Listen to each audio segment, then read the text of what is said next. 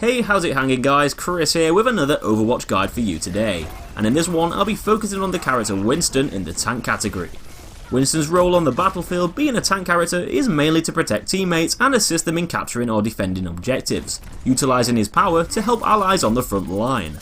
He can take more damage than most other players with 400 health and an extra 100 armour, giving him a total of 500 overall. And this gives him a generally higher level of survivability when compared to other characters in the other categories, though because of his size, he's a fairly easy target to hit.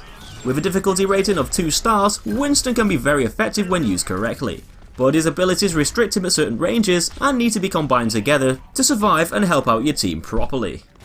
So, Winston is a super intelligent, genetically engineered gorilla, originally intended on being tested on a lunar facility to see the effects of prolonged habitation in space.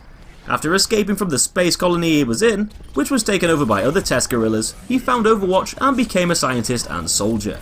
And when Overwatch collapsed, he launched a satellite drone with a personal message to recall the members of Overwatch back together. And we get to see that very message in the game's opening clip. Now, although Winston might be a scientist, he's also adapted to combat and uses high-tech scientific weaponry and gadgets to aid in his effectiveness. The main weapon that you'll be using whilst playing as Winston is the Tesla Cannon, and this is basically a short-range electrical gun that fires continuous streams of electricity towards a nearby target in front of you as you pull down that trigger. The electrical current arcs to any enemy within the weapon's firing line, and this said current can even damage multiple hostiles at once. The stream zaps anyone within an 8-meter cone and deals round about 55 to 60 damage per second, though the Tesla Cannon does have battery packs that need swapping over, and these each have an ammo count of 100, which drain at the rate of 20 per second, giving you about 5 seconds to fire the gun off before the need to reload. This is usually enough to kill most enemies in one pack, though one thing to keep in mind is that you'll have to be close to your target and fire in their direction for the gun to do some damage. And although the electricity streams look wild and out of control, they still need to be aimed a bit in CQC. That said, you don't have to be pinpoint accurate with the cannon, like you would with other projectile-based weapons in the game, and this makes it easier to take on fast-moving heroes like Tracer as long as they're in range. It's especially good for helping to assist teammates at objectives when both attacking and defending, as the Tesla gun isn't a very strong weapon, and it deals its damage at a fairly slow rate. But when combined with the firepower of other players, it can swiftly take out hostiles and sap them of any remaining health nice and easy. The Tesla Cannon also has a few unique perks too, which can override some of the other characters' counter abilities.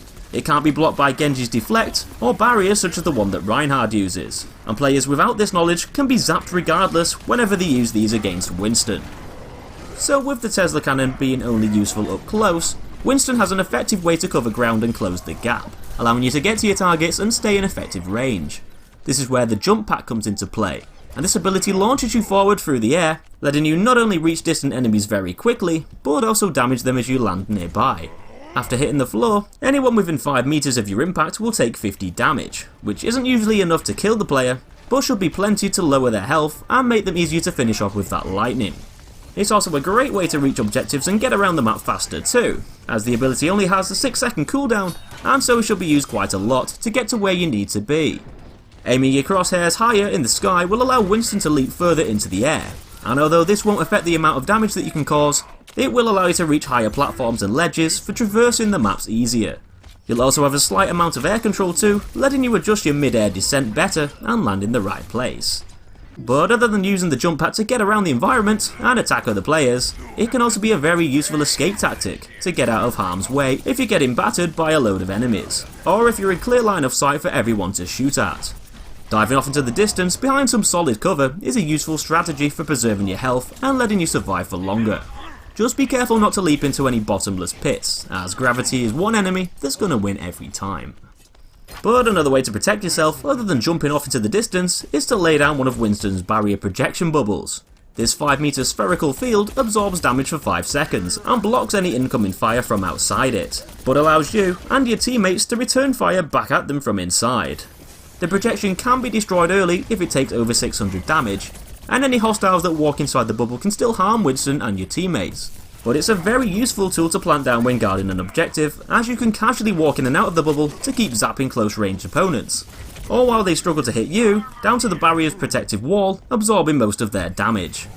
It takes 13 seconds or so for the ability's cooldown to recharge, and it can be a big help for your team to temporarily block damage and allow them to return fire on enemy attackers. With Winston already having a fairly high amount of health, combined with a barrier projection and a support hero's healing ability, this could potentially turn him into an almost unstoppable force.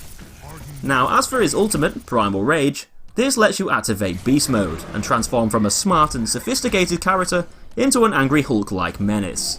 Your Tesla cannon and barrier projection can't be used and are instead replaced by heavy punches and melee attacks. He's also granted a health boost from 400 to 900, the jump back ability can temporarily be used more often, with a cooldown now of just 2 seconds, and your overall speed will slightly increase by 30%, letting you dash up to your opponents and bash them around, dealing 40 damage per hit with a huge knockback effect. This Berserk mode lasts for 10 seconds and is very good for harassing other players, clearing them away from areas such as objective points, and to disrupt any tactics being used against you.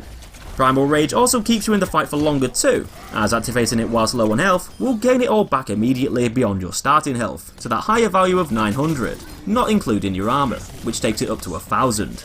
And once Primal Rage ends, you'll return to maximum normal health too, overall giving you a huge boost in survivability. The swipes and jet jumps caused while going crazy can sometimes even knock other players off high ledges and into open pits for easy kills, and if someone is close by to a bottomless pit, it's best to push them backwards towards it and smack them over the edge to kill them quickly. So Winston is a fairly mobile and disruptive character, letting him both cause chaos and aid teammates in battle. He's a big target for everyone to shoot at, but with the help of that barrier projection to block damage, and jump pad to leap away from danger, he can survive the onslaught of enemy fire when used correctly, and even prove to be a difficult character to be up against.